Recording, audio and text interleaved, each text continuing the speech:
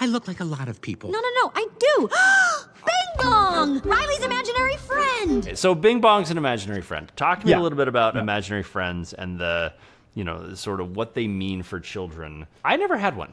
I never had an imaginary friend. I wanted to have one because I knew that they were a thing and people talked about them, and I tried because it sounded kind of cool. But because chicks dig the whole imaginary friend thing. Cool, but I was like, I just can't. I don't know. There's just something about it that didn't work for me, but it does work for some kids.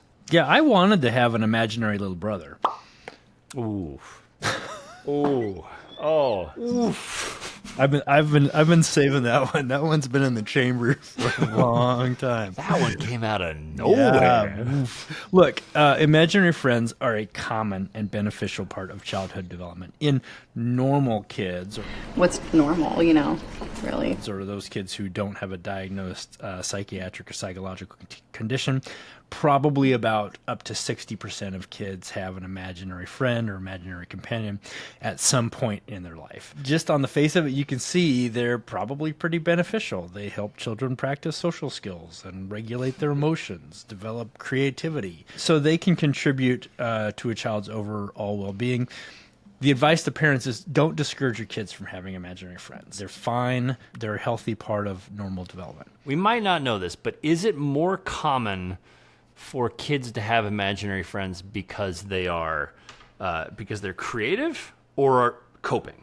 Ooh, that is a great question. I don't know that off the top of my head. What we do know is that, like I said, in normal, I'm using air quotes. You made your point. We get it. For normal kids, about 60% of them have imaginary friends.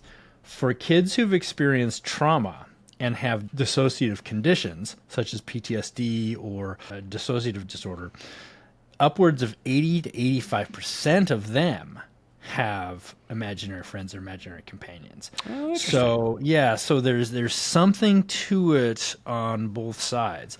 Now, they can be, again, in those cases, imaginary friends can be very helpful. They can be comforting to kids. When you start getting into your latency or preteen years, 9, 10, 11, 12, 13, when kids start to have imaginary friends at that age, then you start to think, okay, is there some kind of psychological maladaptation or issue here? And that's the time when it can be explored.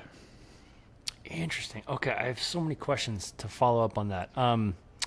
Let's just put an age on it. Do 5-year-olds know that their imaginary friends are imaginary?